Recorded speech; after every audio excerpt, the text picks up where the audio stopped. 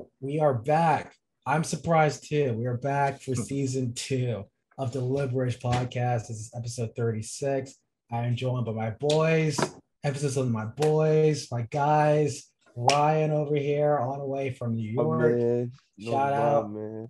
Shout out to Ryan. And my Knicks, man. Big Knicks gang. No, man. No. Relax. We got too much podcast. We got too much Ben Simmons news, and we got the media wants Ben Simmons in LA.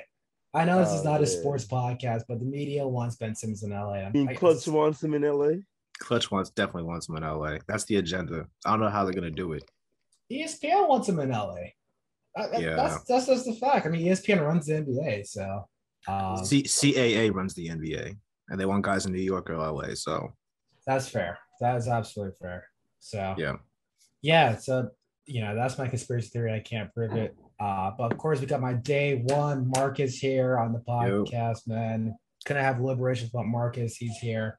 So we're back. Took a little hiatus. We're busy. I know I say this. We still haven't made money off this podcast yet. We're still working on it. So any sponsors want to come through? Yeah, Marcus got to find a way, bro. Yeah, it's time to buy some views, bro. Anything, man.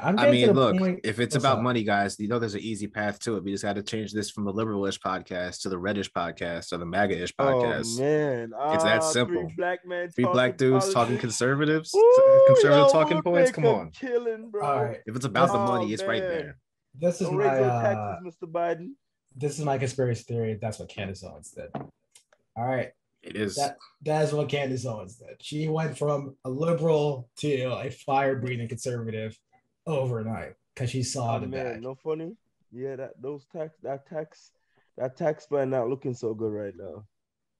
All right, hold on. Before we jump into it, because I know Ryan's like itching to get back into it. Same here. Man, I'm just saying Reddish. I'm just applying for Reddish right now. They can't raise taxes on hard-working Americans. Honestly, we were missing like that conservative pull, and I'm glad that all of us now are kind of leaning that way. So maybe like we could add that little spice, that red spice to this podcast. One of y'all just gotta. You probably turn conservative. Keep after you get your MBA, bro, and touch your first 6-figure bag. That's the big surprise over the summer, over the break. Kev went conservative on us. Oh man, when Kev gets his you know this is different. Kev went for MBA. I went for MPA. I want to help the people. We get the same degree, but Kev's for money. Kev's trying to line them pockets. The people, man. Right. He's about to get that office on K Street. He's already in DC. I'm telling you, that's the next move. Man. Ooh, a politician who has an MBA. It's an associate's consulting. I'm telling you, that's the next move. Selling access. The coke boys at Morgan Stanley not gonna know what to do with you. Due time. This is free content too. Sheesh. Oh my god. All right. I can't even like intro this pod now after that, man. All right. So what we're gonna talk about? We're gonna talk about what happened in the news today. Then we're going to switch it up and go into what surprises us, the hiatus. We've been off the air for a little bit, so a lot of things has happened. So we're all just going to give our takes on like what surprises us, All right, so what happened in the news today? Leading like the country like Trudeau, Justin Trudeau, Prime Minister of Canada, just won a new term as PM after doing like a snap election. He still has not gotten a majority of the House. But he'll most likely do a minority government or coalition government with the New Democrats. Is he a good guy? Should we be like, is this a good thing? Drake shouted him out in his last album. So I don't know. Like, if Drake supported him, then I guess he's okay. He's an okay guy. You make mistakes, man. You make mistakes, and he made several stupid little mistakes. But I forgive him. I really do see like he's a genuine person, even though nepotism involved in his run, but because his father is a former prime minister also. Right. Yep. He's also a little close. I remember reading that he was very involved in the whole Keystone Pipeline, trying to like push that on America when a lot of our environmental activists were like, we're not doing that shit. But he was very much, I think he was accused of being in the back pocket of that industry, but I mean, it looks like that's been torpedoed anyway. So Yeah, and also like Canada also hasn't done much for that Paris Climate Agreement. I don't think they've hit like their climate goals at all. So which is yeah. yeah, which He's is got kind some of work to do there. he has some work to do. That's what round two though is for. He's gonna make good on all that stuff before he gets a nice, lobbying gig or something. What's I don't know if you guys actually kind of follow Canadian politics because like it's kind of fun to follow a little bit. So people were saying when he did snap election, they're just like, well, what the fuck are liberals going to campaign on? So like Oh they man. campaign on election reform. They haven't done that. They Uh, campaigned on like the housing crisis. It's still a housing crisis. They had absolutely nothing to campaign on other than like the conservatives were bad, which they were.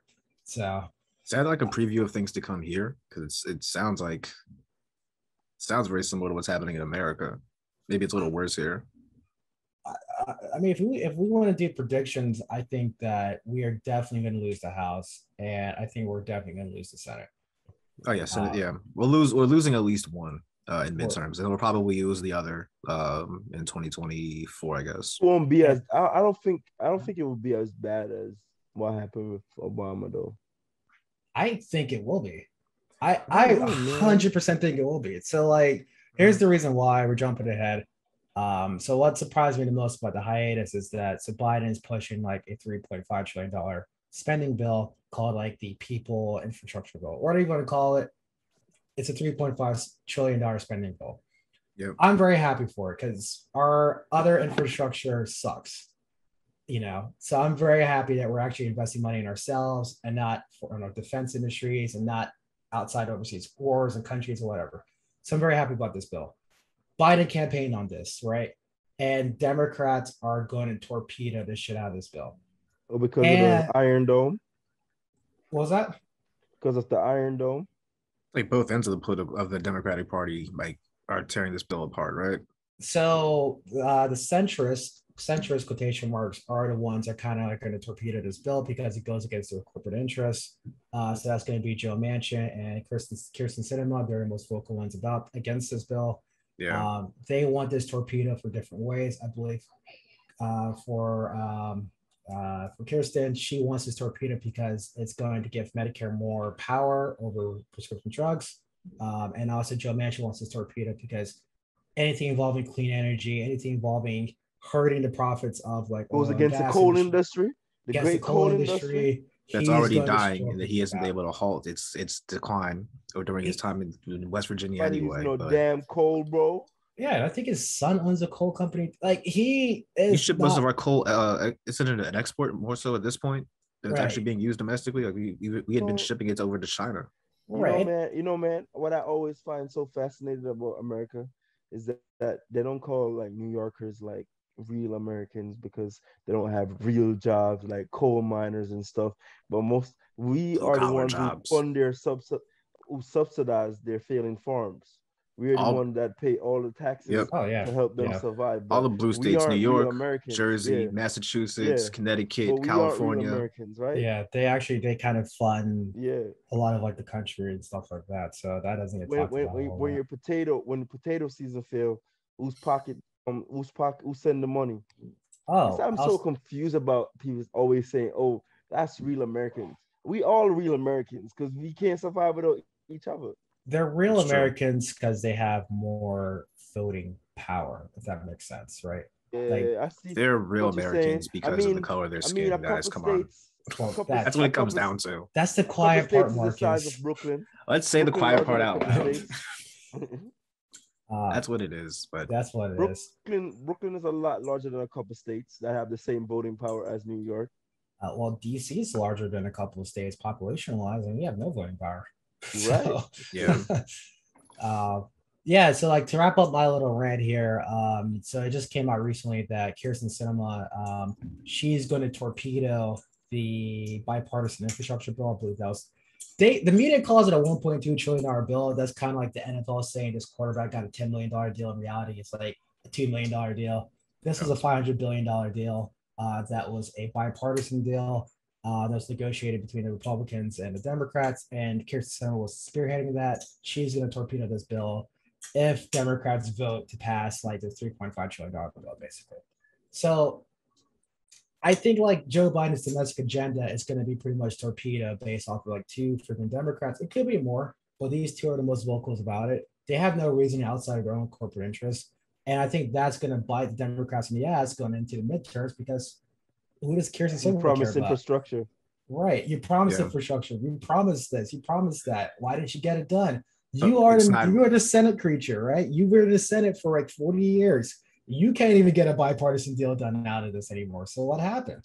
So It's not real infrastructure though, guys. That's what we're missing. Remember Right. that was one of the like. It's not my surprise, but it's one of the things that surprised me that we had this whole debate over what's real Republicans infrastructure drawback. versus what's like real stuff.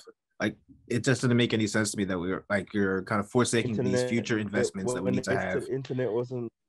Yeah, it's not a real investment. Some of the things we wanted to invest in climate change for our infrastructure, they're like, oh no, we're not going to do that. That's not real infrastructure. They just want to do like bridges, roads, and tunnels, and these kind of like old ideas. So it's like, yeah, that's fine, but we can also do these kind of new things that'll create new jobs. And right. Republicans and the like were just like, and even some centrists were in the House. I know that like Kurt Schrader and I'm forgetting the other two. They're based in Delaware and I want to say New York. Right. They've been pretty, or even there's even one from New Jersey too. I think it's Van Drew. But yeah, these guys are all just coming out against this stuff, and it's like, right, you guys can't pay. This is supposed to be the thing that you're selling to the American people, like for you to stay in office. They don't care what it costs. Like we don't really feel the difference in taxes unless it's something crazy like the interest deduction. But these other things that we can just go forward with them. So push it.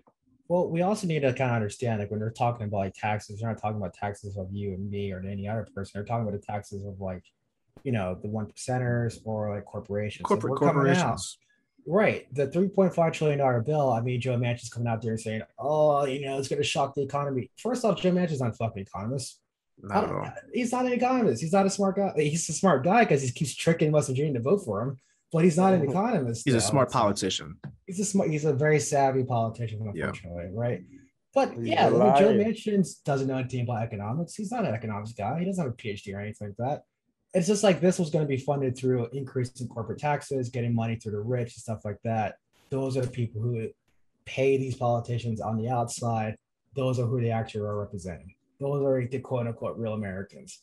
And so that's like our same debate. But that's what kind of shocked me the most was that Democrats are going to curtail this freaking the thing that they campaigned on, they're going to curtail. Stop it, right? And I love it because every election cycle, they always blame like the far left, like the last time, 2020. Right. Like they blame the squad. Yeah. Now this time, if you lose, you can't blame the squad because the squad fell in line, basically. So it's been the censors that kind of derailed this entire thing. So I can't wait for the media to just go air silent. And I'm criticizing like the centrists for just the Democrats losing in 2022. But Ryan, to cut you off, what are you gonna say, man? I think like AOC said it best. Like the old Democrats that blamed them the last time for losing, they weren't caught up with the times because they wasn't even campaigning on social media. They were still doing like yard posts and all of that. I just think the Democratic Party always looking for a scapegoat, and the same thing going to happen. Instead of getting their shit in order, instead of Chuck Schumer really being a leader in the Senate, he's not being a leader right now because he keeps being outflanked and outmaneuvered by Joe Manchin. Joe Manchin, even though Joe Manchin is a Republican in essence, he needs the Democratic Party to fund his campaign because every campaign that he goes into in West Virginia, guess he's gonna go up against big funding. He needs Democrats as much as Democrats need him. And I think like at this point, like Chuck Schumer has to just be a bully. Because I think you have to have at least some leverage. You can't have the guy control the direction of the party. For how long? So you actually kind of stumbled onto a good question. Why is Manchin still a Democrat? That's like keeping Lieberman underneath you think it's for banner. Money? Huh? I mean, it's part of this kind of Kirsten Sinema is kind of the same, but it's very much like he wants to sell that he's his own person. Mm-hmm. And I think by doing that is that you kind of hearken to like, okay, I might agree with Republican things, but because I'm a Democrat, it's because I'm my own man. And you're getting someone who's not bought and just kind of towing the company line. You're getting an individual. Kristen Sinema is very much the same way. She's a Republican, but she's also kind of a maverick. She's John McCain 2.0, if you want to believe it. That's why she can show up with like pink green boots and purple hair, and that's supposed to like make her seem like an individual rather than just following in line with whatever the Republican or the Democratic parties want to do. So okay, that's a fair point. But with Kirsten Sinema, though, the thing that's against her is that Arizona voted for not one but two Democratic senators, and Mark Kelly is not playing this game. Mark Kelly has been very quiet. He's been following the line of establishment Democrats, and that is what Arizona voters voted for. So Kirsten Sinema is kind of going against what Arizona has been trending towards. She could probably get primaried out. Like that seat is kind of a cursed seat that she has. She can easily get primaried out of it. I think Schumer is definitely going to be working to get her primary because she hasn't fallen in line. But given the success that again, they went against Martha McSally twice and beat her handily both times. Maybe she's a bad candidate, but I think they'll be able to take her out or take whoever rises up in that seat and keep Arizona kind of trending in that blue direction that it's been going in for the last few years. Right. So I don't understand Kirsten Sinema's like long-term plan because it doesn't seem like she has one. She doesn't have a plan. She's just getting paid. I think this is a fashion show for her. Yeah, she's just getting paid. Look, she'll be a successful lobbyist in a few years, guys. Yeah, that's exactly. Somebody gonna put her on a board and make her make a couple $100,000 for no reason. Well, most likely. I mean, that's what happens. But all right, but for Joe Manchin, I don't understand because if he does run for Republican, the people of West Virginia are going to back him still. You know what I mean? Like it's just West Virginia. It's like a not sure about that because he's not right wing enough to be. I don't know about that. Their governor is not super right wing either. Huh? Their governor, West Virginia's current governor, is not super right. Jim Justice is just like an old Republican. So like, but he's like not like a super right winger. He's like probably. No, I feel like he's also who's gonna primary him too. I don't think there's anyone. He's a Bush Republican. Yeah. I don't think wasn't he also in good with Manchin? Like Manchin seems to have his thumb on the lever in West Virginia as well. Well, yeah, I mean, but Jim Justice is the richest guy. Jim Justice also owns like a big business in West Virginia that hires people because he's the richest person in the state. I think. Yeah, so, he's the richest person in West Virginia and also part of the top person in the state. He's a Republican, but he's probably one of the better Republican governors currently. Probably him, Larry Hogan, and guy up in Massachusetts, right? So yeah, maybe Mike DeWine, whoever the governor is in Ohio. DeWine from Ohio, yep. Yeah, that's it was DeWine. Oh yeah, he's pretty dope too. Yeah, but it's a short list. Yeah, I call them John Casey Republicans or Bush John Casey Republicans. Wow, I haven't heard that name in a while. That's a good comparison. You can talk to them, even though you might not agree with half the shit they say. It's still like a government is working type of basis. Yeah, I gotcha. All right, so since we're on what shocked us the most, who wants to go next on what shocked us the most? Me and Marcus basically got the same thing, so. All right, what was it? Well, Marcus went from a different angle. I thought he said that wasn't like what his most shocking thing was.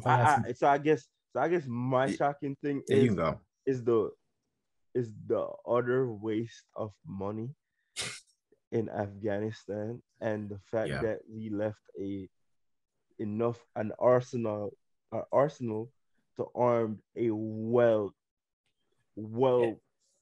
hardened military. Like the amount of military gear they got, they're like one of the top 25, top 30 military Talibans right now in Afghanistan. Can I say something real quick though before we go into this rant? Do you remember like when we were getting our last stimulus check? The argument around it was we're giving out too much money, it needs to be targeted, this and that, and we actually gave out less than under Republican president. Yeah. Why is it that when money is coming to us, they're worried about wasteful spending, but we spend $83 billion a year on a military in Afghanistan? Because we need better lobbyists, obviously. We don't have good enough lobbyists to be like, hey, give those people money. The Taliban, the military contractors, the whole military industrial complex has a much better lobbying team to get them money. I'm sorry for bringing up political theory here, but y'all know about the collective action process, right? Actually, I'm not familiar with that. What is that? Yeah. It's a law. Smaller groups are more powerful in society. because they can organize better, they can make a decision better. And they always use the NRA as an example. In a country with 325 million people, only 2 million people were in the NRA, and yet for most of our lives, up until recently when they got obliterated in New York, the NRA controlled gun laws in the United States, and it was only 2 million people. And even though like 78% of the country wanted gun control, get the smaller groups, and that's why even Trump group is so effective. It's a small group of people. It was a small group of people, but they're more effective. You can make more decisions more quicker. That's why organizations like within caucuses like Freedom Caucus move so efficiently in Congress when they just started. It's a small group, quick decision, collective action. So the bigger the group is, the harder it is to decide, and that's why we're not powerful as a group when it comes to deciding like what money gets spent to and stuff like that, because it's so hard to make a decision. Because let's say me and Marcus agree that everybody should get money, right? Now Marcus and I gotta argue about how much money we think is the right amount of money. Right. And then you had another person, the bigger the group is, the harder it is to come to a decision. Y'all might agree on the same thing, but most of the time we see the issue come up where a person have a hard time deciding what to do. So that's what's happening. Why these groups are always winning. Like a lot of people look how long America wanted out of Afghanistan. Like, at least 80% of the country, Americans don't agree on anything. And at least 80% can get up and say, "Oh, we wanted the troops out of Afghanistan." And yet the troops were what? In Afghanistan 20 years. This is why I think it's remarkable that Biden, my shocking thing is that I thought that Biden did the unthinkable, because I did not know that was actually going to happen, because every time they said it was going to happen, they end up pushing it back. And then I thought, well, with what was happening at the airport, the 13 service members who died, may their soul rest in peace. Thank you for your service. Right. I thought that when that happened, we were going to go back in, because that's what always happened. Whenever we were leaving, something bad happened and we just stayed for longer. But for him to follow through, kudos, man, because those 13 that died, God rest their soul, could have been more than that if we stayed there longer. Just that's just how it is. Like, sad story. Yeah. I feel like if we had another president, or the last president, even if those 13 service members get killed, we're right back on troops on the ground, going right back to war. Because I saw those 13 service members getting killed. That's like, damn, we really need to get our people out of here. But other people won't see it like that. No. Yeah. To be honest, I was kind of shocked by that. I was shocked by, like, kind of going to your point, the percentage of Americans that supported withdrawing from Afghanistan, because I remember during the Obama era, this generals came out during the Obama era and was like, we don't know what the fucking game plan is. Like, there is no strategy. And like what they came up with was like, girls can go to school in Afghanistan, which I'm not trying to like shoot that down or anything like that. That's a great thing. But like, we don't in this country invest in our own education system like that or care about it like that. Yeah. Why are we going overseas in a war-torn country? And that's going to be like our biggest highlight. And then the media really hyped that up. Like, oh my God, like what's going to happen to these girls? I'm like, there's kids in the hood that goes to really crappy school buildings. You're not hyping that up or anything like that. They don't care. My thing with Afghanistan is that, and the United States populace in general, is that we say all of this, but we still try to nation build. We can't. If colonialism, we call ourselves the most educated country, but if you look at history, the same thing happened again, because you're trying to. If you know about Afghanistan or study international politics a little, you're gonna notice that Afghanistan is like 3 countries in one, because it's like 3 tribal groups. So people don't identify as Afghanistans or Afghans. Afghanis, they don't. That's not what they identify. They more identify with their tribe. And if you can take the Pashto as an example, right? They share a border with Pakistan. They don't see it as an international border. It's the way the British draw the lines to create Pakistan, Afghanistan, and India. They put so many different groups of people, rip so much people apart, families apart to create countries where the ideas of countries aren't so much welcome. You can't try to build a military. The United States spent so much time trying to train the Afghanistan military, but there was no Afghanistan military. There was just great tribal leaders. I forgot his name. And there was just great tribal leaders. Ryan, can I cut you off for 1 second? Because you brought up like training the military. Let's talk about the Afghanistan Air Force. The Afghanistan Air Force had no mechanics. Like they had no one qualified to be in an Air Force. Yet they had qualified to fly, fix, anything. Yet they had pretty much an Air Force equipped for a first world nation. And the workaround was that we were going to hire military contractors to run the Air Force. And then when we leave, they were going to do Zoom calls with the Afghanis. Yep, that was the plan. It was Zoom calls. Again, so not only that, we were spending so much money we were spending so much money to equip the Afghani military, when again, we should have figured out that we were living. I know that somebody at least at the CIA level would say like, look, you're trying to create one country when it's many different countries. We can't say the Afghani military, like if push comes to shove, I'm not fighting for the Afghan military. I'm not Afghan. I'm not Afghani. Like I'm fighting for my tribe.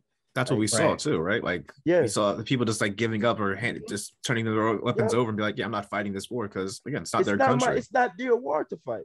No. Right. Well, first off, shame on. This is one part where I actually agree with the media on. Someone should have gotten fired. Whoever told Biden that you can trust the Afghan military, they're going to hold back the insurgency until we get safely out. That motherfucker should have gotten fired. Yeah. Now, I don't know if it's the Secretary of State. I don't know if the Secretary of Defense. I don't know if it was like a chief like defense advisor. I don't know, like on the NSA or whatever. Someone high up should have gotten fired for that level of advice because that was way off. And like that's what ultimately led to like part of the 13. You can argue that led to the 13 service member to getting killed because if the whole game plan was the Afghan military was at least going to hold Kabul until you get everyone out, and it just like gave up. Someone should have gotten fired over that. One thing I do wonder is because we had that very calling it shaky seems like an understatement given what happened on January 6th, but that whole handover period that's supposed to happen, that peaceful transition of power where they're kind of briefing everybody in, I think because that was so delayed, do you think that may have played a role in, that information getting lost or that kind of true handover of intel, like, oh, this is what's really going on there? No, because played a role in it at all? I doubt it because Trump wasn't reading security reports. We already knew that. Like he wasn't reading any of that information. Like the people, the response, because I'm gonna give the military this, like they create very responsible people, and I think they make sure that that kind of information is handed off and stuff. And that's one thing I have faith in the system. And we don't really have to worry about that. Our military people, our military generals in charge, at least 99% of them are trustworthy people when it comes to dealing with information like that. That's why General Milley had to do that call to China to tell them that we wasn't going to war. Right. That's actually should a general do that though? I'm saying no. A general should not do that. I'm saying yes because I'm saying no. Because generals always talk to their counterparts. No. Okay, Marcus runs what you expect. That's like me going to our key competitor and saying, hey, we're going to do a buyout of you, or we're going to put in a bid to buy you out. That sort of thing does happen though. You just tell me about it. You just tell me about it afterwards. Like even the whole world, it's basically we're kind of living an air trigger moment. Like Trump could have done anything, so he had to basically calm them down from preparation for going to war because Trump was willing to do whatever it takes to remain in power, and the world saw that. I think context matters here. I think like in Yeah. general, I think it's fine to have that stance. Okay, general shouldn't be undermining the president, but when you have a president who is unhinged, who is unstable, he's unpredictable the way that Trump is. I think that we kind of do want generals to kind of act given the situation. Okay, so this is where I counter to that there, right? Let's say alternate reality, Trump gives the order to nuke China. I think that General Milley, how you pronounce his name, I think that is something that you should go to Congress, talk to the speaker, talk to the Senate leader, and say, you two need to override this shit. I think that is a proper chain of command. It's like you two need to override this shit because you two are an equal branch of the government here, and like you two should override it. Not hey, let's go to the enemy and tell them hey, what's up. I'm disagreeing with you, man. There's got to be checks and balances. Like we got to draw back. What's the whole military official's take? Most government officials do solemnly swear to affirm that I will support and defend the Constitution of the United States against what? All enemies, both foreign and domestic. Yeah. Right. It's a domestic. The Constitution says Trump is a domestic enemy. But the Constitution says the president is the commander in chief, and you swore an oath to the Constitution. And you can't violate the commander in chief. And as patriotic Americans, if you see the person who's your commander, because the Constitution is above all, and that's the oath you take. That's the whole. Right. But that's what I'm saying. That's the oath you take. You need to go to an equal branch of government to override the executive branch. And he was speaking with Nancy Pelosi, but you couldn't talk to Mitch McConnell because what you gonna do time out. First off, Mitch McConnell's wife is from China, and she's very well connected in China. So, and then number two is like, are we really going to sit down and say that Mitch McConnell is going to okay a nuclear attack on China? Bitch. There's no way. You don't think he would?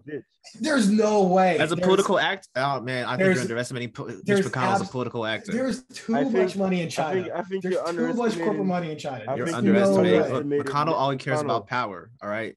He's all he cares about. As unpopular as China is with Republicans, I think he would be okay with it. I think he would give it a pass. He'd be like, you know what? The president wants to do it. The president's popular. China's unpopular here. I think he'd wash his hands. McConnell wouldn't even have the votes to like override it. He would. There's no way. He would. You know what Republicans are, bro. Republicans are going. Look, everything that Trump wanted, Republicans pretty much gave him. A nuclear war with China. Like, let's think about that for a second. A nuclear war with China, bro. They couldn't even say. You think Republicans aren't kind of dying for that kind of the government, bro? You think Republicans aren't ready for that kind of revolutionary kind of war? Something that's going to like destroy everything. They're ready for the end times. If the Senate had 50 senators, I think Mike Pence would have voted on no to nuke China. I think that he would be that deciding vote to not nuke China. I think you're underestimating. He nearly gave in. You're underestimating a religious kind of conservative like Mike Pence, who's kind of ready for the end times and could see China as that role. I think you're underestimating that end, man. They would go along with it. I think you're mistaking what the cult that we call the Republican Party is capable of. Look, man. If Trump says it, they're going along with it, man. Even if it means it's a nuclear war with China, they'd be like, let's go. I'm gonna be honest with y'all. Can I be real honest with y'all? Sure, man. 25% of me believe Trump is the Antichrist. I do really believe he's the Antichrist, bro. As a firm believer Christian, bro, my son, he sticks a lot of box, bro. He sticks a lot of Antichrist box. That's funny as hell, man. That was a good way to end that segment, though. That's funny as hell. All right, Marcus, what surprised you the most since the hiatus? I don't know if we touched on it or not yet. I mean, I feel like we talked a lot about Afghanistan, but it's kind of the other end of what Ryan was talking about, 80% or whatever the number is of Americans who wanted to get out of Afghanistan. I was shocked that the public didn't bite on the media kind of just wanting to throw this at Biden's or blame Biden for everything that happened with Afghanistan. Like it seemed like day after day, week after week, CNN, even MSNBC to an extent, obviously, you know, Fox News, One American Nation, and all those other networks, they were kind of beating the drum by saying, oh, someone in Biden's administration has to pay. Biden's, you know, an incompetent manager and he needs to pay for what happened there. And the public didn't go along with it. They just didn't bite. They They just kind of like shrugged it off, like saying, look, we had to get out of there. They agreed with what Biden, I guess Biden did a couple of addresses kind of going over the situation. And the public seemed to just eat it up and say, you know what, he's right. We need to get out of it. It looks bad, but it was always going to end poorly. And he doesn't seem to have paid that great a political price for it that I thought he would have. Yeah. So I'll add on to that too, because I agree with 100% everything you said. I was actually surprised that our European allies were so upset with us when we pulled out of Afghanistan. England, especially. The response from England. Are you sending the amount of troops that we are sending there? No, now, Ryan, we think too much alike, because I'm like, all right, you stay. Like, we don't have to stay. Nothing's stopping you guys. Boris Johnson, you're ready to roll. Go right ahead. You guys stay. You guys go right ahead. You guys do whatever you want. Go in that Queen's budget a little. Wow, don't leave the Queen alone. She's a saint. I don't know about that. Buckle up the belt, man. Tighten your belt buckle. But like, I was kind of shocked because, well, one, the pullout deal, pardon the pun, the pullout deal was negotiated in spring, right? Trump negotiated the pullout deal. So that was international news, right? Because if we know about it, they definitely knew about it. And then Biden extended that said deal. If we knew about it, they definitely knew about it. Where's this shock and surprise and anger coming from? They don't have much of a defense industry over there. So I was really kind of shocked that, like, out of the European anger over like the pullout and stuff like that. So I thought they weren't proponents of violence. I guess they reserved it for Afghanistan. Yeah, I don't know. I think Europe kind of loves like using our military to a certain extent, but it's like, I don't know. It's like, go send some of your young kids to die. Maybe they just wanted a distraction with no plans. They may have just wanted the distraction since they're about to deal with, food and supply shortages this winter and fall. So I think what it was low-key a little bit of racism because, the Syrian civil war, they dealt with the Syrian refugee crisis. Yeah. And I think they feared that the pullout was going to create another refugee crisis. And we all know that Europe doesn't want that's probably a large Muslim minority group in Europe. So I think that's kind of what the real reason behind the anger and angst was. But did you guys see or hear anything about like what Turkey's response to this was? I remember like so much of the press was kind of caught up in what I think Macron and like Boris Johnson said, but I know Turkey's like right there, and they were kind of one of the first countries to be like, yeah, we don't want refugees coming through here with the Syrian crisis. So I was curious. I don't recall anything happening or anything being said by Erdogan or anyone from Turkey. Yeah, I don't recall. Yeah, I don't recall. Turkey's actually been kind of quiet lately. So Erdogan over there consolidating and enjoying all the dictator power he got. Since he realized that he got NATO by the balls. He really does. Why can't we just kick Turkey out of NATO? Like is that really that hard to do? There's geography. And then we look where they're located. And we can also place all our military it's literally sites geography. there, military sites, nuclear. If there was a forwarded attack to Russia, it's coming from Turkey. Like it's all right, Russia ain't attacking no one. Russia, bro, it's the old warhead. Russia is a fraction of the Soviet Union. The only reason why Turkey is the way Turkey is because they know that some old person who believes in Napoleon's strategy and all of that still believes that Turkey is very strategic because that is the only land. I swear, they back it up to that. No, you're right. There are a lot of people in high positions of power that still think it's like the 1980s, and they're just stuck in that mindset. Bro, I just agree with you, bro. I don't fear Russia. I fear China. I do not fear. I don't fear Russia. Honestly, can I be really honest with y'all? Right. I don't, bro. Like, I feel like we created this boogeyman of China and Russia, but bro, we really forget how powerful the United States is. Like. China could act anywhere they want, bro. And like, if we are really talking about a war, right.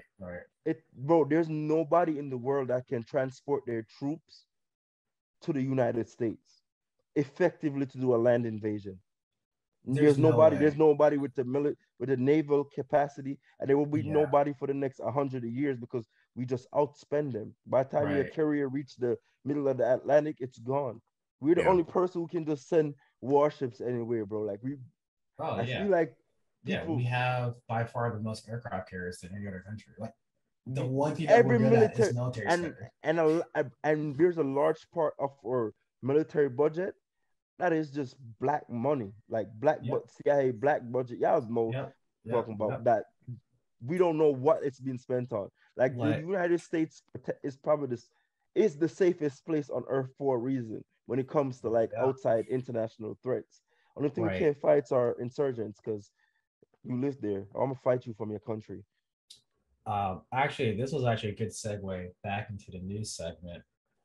So something big happened in news recently. Speaking of nuclear warfare, the United States and England agreed to a nuclear submarine deal with Australia, Oh yeah, and that's that our was friend. to kind of Pissed off French. counter China's advancements in I forgot what was that the Pacific Ocean? I want to say it's been a while since I was in elementary school. I don't know the oceans. So And like France got an sissy fit. They got Yeah, mad. France is throwing a fit. France threw a big fit and pulled its ambassadors like the first time since like I don't know Civil War or something like that. So That shit means nothing because this shit get kicked off all the phone. You technically don't even need ambassadors no more. you Come really on, don't. bro. You really Come don't. on, Yeah, we're kind bro. of You really, outgrown ambassadors. yeah, you Bro, really don't. Like you need an bro, embassy in case something goes wrong, yeah, but like you just don't need bro. an The idea ambassador. of an Like ambassador is so stupid in the advent of telephones, bro. that That ass, I said, I would will take an take it. ambassador job. I'll take an ambassador job tomorrow. It's gonna be Right. took right from me, Kev. I will sign up for that tomorrow. Sounds like a do nothing job. Tomorrow. Bro, Tomorrow. it is really a do not. All you are is literally a messenger, bro. You're a Right. glorified UPS man, bro. Bro. If Oh, if a Biden wants to give oh me the my gosh. ambassadorship And to the Bahamas, I hope to Barbados, I'm taking it in a I second, hope the man. people at the Foreign Service don't watch this pod. I want all the fans that we can get, but I hope they don't do it because I'm probably going to take the Foreign Service exam to get one of those cushy jobs. I support the ambassador role, man. Make me an I think ambassador. I think like to show how much it was a joke, I think Quincy Jones's daughter was the ambassador to the Bahamas. And I think her only political experience was being at like a dinner party with Bro, Obama or just donating Bro, money to him. they made the owner of bro, the they made the owner bro, of the I'm telling Jets you now. the ambassador to Ireland out of nowhere. Like it came Right, out, yeah, they're that's just like, oh, true. Bro, Trump, yeah, I'm let's make him I'm ambassador. I'm Right. telling you now that I think they paid for ambassadorships in Trump's administration. But they do that in every like Biden was like legit the only president to be like, I'm gonna kind of like taper this down and not be so bitter about it. But Yeah. every administration, like Trump was OD with it. Yo, Rex Tillerson bought But his way to become Secretary of State, bro. basically, Rex Tillerson. basically, Only qualification Mr. Tillerson had was the CEO or chairman of what's that big Exxon Mobil, Mobil. yeah, Exxon. Exxon Mobil. That's it. Son became Secretary of State. Yo, No. If you want to know like wait, how the corrupt Secretary of American State politics job is is, also that explains it right there. That the CEO of one of our largest oil companies is going to represent us abroad.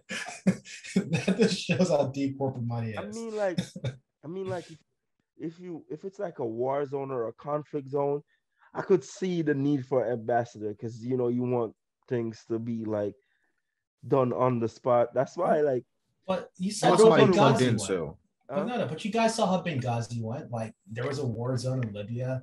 I don't think it was an ambassador, but a top foreign service official was killed in Yeah, I action. remember that. Yeah. And R.I.P. man. And those they special spent months investigating Hillary Clinton over it for red tape, basically. So man. Yeah, it's I don't see the need for ambassadors. I feel like that's a part of the federal talk about small government. That's part of the federal budget that needs to be gone, bro. look, man, I'm gonna be one of those people. Like you know, how, Bro, like poor bro, people be like, "Don't raise my taxes." I'm gonna be like, "Don't get rid of my ambassadors." bro. Just I, give them I a feel like I somewhere. feel like I feel like if we're gonna do that, we need like instead of ambassadors and paying some money to keep up with that, should have regional represent ombudsman. Like we have a representative for Europe, the Caribbean, They like no. just They have that. I They just have that. if we They have have that, that. what we need ambassadors for? There's an ambassador to the European Union. Here's an ambassadorship that you're gonna love. It's the ambassador to religious freedom. It's that as a real ambassadorship. Fact check Which me. Republican president came up with that nonsense? I don't know which Republican president came up with it, but remember that corrupt ass Kansas governor who really pretty much bankrupted the state when he was governor? Yeah. Republican governor doesn't Sam Brownback. Yes, he held that ambassadorship under Trump. Fact check me. I may have gotten the name wrong. What is this? What is happening? It's we really live in a simulation. I would take that ambassadorship. I would take it right now. I'll leave my job today. Right. Bro, you're literally delivering messages, bro. It's a real thing that was created in 1998 under Bill Clinton. Under Bill Clinton. A Republican dressed as a So Democrat. you first off, Marcus, you owe an apology to all the Republican administrations out there. You're right. I totally thought this was like a Ronald Reagan or George Bush thing, but no, it comes from it screamed like Bill Clinton, Newt Gingrich type of thing. So when do y'all think that that they're gonna just change the freedom of religion to freedom of Christianity? No, I think that's how it's applied, though. It's freedom of Christianity. well, no. It does look like Barack Obama kept it going. He nominated a rabbi, and then I think Joe Biden nominated a Muslim. I think. I stand corrected. I'm sorry. Still a stupid job. I don't care who has it. I don't know what you do. What's another stupid ass ambassadorship? It's not an ambassadorship, but it's kind of like it, but it's to like English peace. So you have like the ambassador to Great Britain and United Kingdom, and then there's like another position for like peace for Northern Ireland, right? Because you had like the Troubles, and like there's like an ambassadorship or something similar to it for that, for a first world fucking nation, right? So there's a position for that. There's a lot of stupid ones. We might have to name this podcast Reddish, bro. Because government is too big, bro. You don't need those roles, bro. Well, I mean, Republicans like fill that out with donors, so they're not going to get rid of those positions. But to your point, for the rant, there are regional ambassadors. Like there's an ambassador to the EU, for example. That can be like a de facto regional ambassador for all of Europe. There's an ambassador to CARICOM, which is like the Caribbean community. That could be a de facto ambassador for all of the Caribbean. There's an ambassador to Africa. Citizen United really ruined this country for the worst, man. It did. Citizen United is probably the worst ruling since separate but equal, bro. I'm surprised none of you guys said for your surprise was just how quickly Roe versus Wade has been overturned or de facto overturned. Which is on its way being overturned. Yeah, I mean, well, Texas's law pretty much outlaws abortion, right? It's like 8 or 10 weeks is it's like some crazy early threshold. Right. The Supreme Court is hearing. I think the first big challenge to it is Mississippi. Is in Mississippi, December the 5th. The Supreme Court is hearing a case. I can see that was released yesterday. Apparently, like the ruling before, the Supreme Court, the Chief Justice didn't want to do that, and the other conservative justices wanted to just go ahead and do it. And like the way they did it was a very controversial thing. I don't think there was actual like hearing. I just think those guys just voted, and like the majority just voted to like keep the Texas law, which is like I didn't know the Supreme Court could just do that without like having like an actual judicial hearing. but they did something similar like that. They didn't do no judicial review for the law, so right. Well, thank you. That's the correct terminology, right? So I didn't know the Supreme Court could do that until then. So I was kind of surprised by that. All right. So back into the news. S&P 500 took its biggest one-day plunge since May. So shouts to Evergrande Partners. Shouts to China. It's a real estate company with $300 billion in debt. Shout out to Congress for so much confusion over financial policy. I'm just letting y'all know that I knew this was coming like 10 years ago when I started watching YouTube videos of China ghost towns. Where they would, I don't know if y'all watch these videos, but they have China build big cities and nobody lives in them. So that's what caused their housing. I'm talking about like they created cities for like 10 million people and only like 200,000 people. there. Yeah, their philosophy is like if you build it, they will come. But, yep, that is it. That is the terminology. They said if you build it, they come. They come, and no one came. So that's basically what's happening right now. No one come. There's actually been like a housing crisis like all over the world, too, right? So Canada has a big one. We have one to a certain extent that our generation is really getting kind of priced out the housing market. I know, like, I don't know about Europe, but I think that Japan has priced some sort of housing crisis, something like that. But there's a crisis in Europe as well. Like they've just seen, it's the same situation here. Prices are just too high, and a lot of people are just priced out of home ownership, and there's really no remedies for it. I mean, you can build more, but they have the same kind of NIMBYism. People just don't want to add in these multi-family units into their neighborhoods because it'll kill the property values. It needs to regulate more. Absurd how much like the average home price is here in this country. Like absurd. It's crazy. I don't think I'll ever own a home. That's actually like a really scary thing because like that's what creates generational wealth, and that's part of the reason why Black Americans are so far behind in terms of the wealth gap because they're legally held back from the housing market. So because let's be real, like if I become a public servant, I'm not making enough money to buy a house anytime. That's the sad thing about it. Or like if you want to buy a house, you have to move so far out of the city center. Like of course we're talking about 20, 30 miles outside the city center to get it for the house. Traffic's gonna be a bitch getting into the city to work. So that's just gonna suck. And there's no public transit because oil and gas companies. So that's also racist. Also racist. The car industry. The car industry, car lobbyists that kill public transportation in LA. John Oliver has a special on that too. He killed it in Detroit as well. Detroit used to have one of the best public transportation systems, and the auto industry kind of geared up to just kill it because they had to sell us more Oldsmobiles. Yeah, I think the Koch brothers pretty much killed like a public transportation expansion in the city of Phoenix. They wanted to like expand like a tram line, and like the Koch brothers came and just killed it. Yeah, I remember. Yeah, when I went to school out in Arizona, they actually the light rail was like a very big project that they kind of built up, and they wanted to expand it to more of the suburban areas. But it got to a point where it was just there was just too much opposition for it, and they just kind of let the project die. Right. It's so easy. Like all you gotta do is just like sprinkle a little bit of racism, and you just get people to believe anything, which is like insane. Yeah. All right. So speaking of racism, you guys are all on social media, right? Yes, sir. Did you guys? Well, first off, thoughts and prayers out to that YouTuber who was found dead in Wyoming. We don't have to talk about that. Just thoughts and prayers to the family. Media, please highlight missing Black kids more. All right. Anyways, that was off topic. But anyways, you guys follow social media. There's a disturbing image out there of the Border Patrol. Border Patrol with their cowboy hats on. They got the horses. They got the little. It's not a whip. Social media corrected me. It's not a whip. It's like the little horse thing. But anyways, they got that like a whip, and they're going after. Whatever it is, it's not a good look.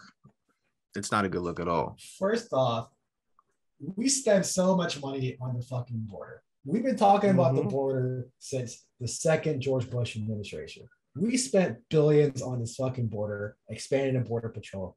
Why the fuck does the Border Patrol are on horses, got whips, and cowboy hats chasing people? You know what? Aren't the horses kind of a terrain issue? Like they don't have roads or anything out there, so they decided that horses were the best way to patrol it, I guess, with humans. So the ATV is not good. Like, is that maybe they can't? I don't know. I don't know. I would think ATVs would be cheaper, or any of these other like kind of off-road vehicles would be cheaper than a horse that you have to kind of maintain and for a number of years. But someone decided, hey, let's just get horses to kind of patrol this terrain. Like, if you really think about it, bro, I really wonder what our decision makers be thinking. Like, when Bush administration, it's been proven that 75% of people who enter the United States illegally comes by fucking planes. Why the fuck? Why are we spending much money to build a fake wall that's not doing anything? There was a crazy stat I saw. Now, I didn't fact check it. I just saw it like on Reddit or whatever that said that there's like 600,000 illegal Canadians in Canadians America. living in, yep. Yeah, it's people that stay beyond like their visa expiration, right? Yeah, they stay beyond their visa expiration, and like there's no urgency, there's no nothing Gotta to run kick up the them out. Canadians.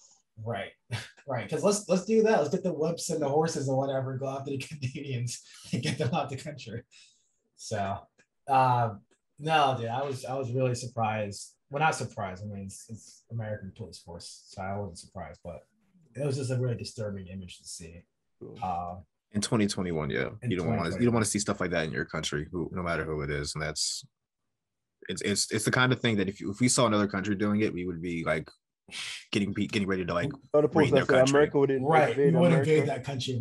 Yeah, exactly, Ryan. So yeah, I mean, here's my thing. So living in Florida for a while, like you notice that a lot of people who live there are either from Cuba or from Venezuela. And I actually had a little argument with Dan DeFan about this because I was just telling him, like, Dan DeFan. Dan DeFan, man. Shout out Dan.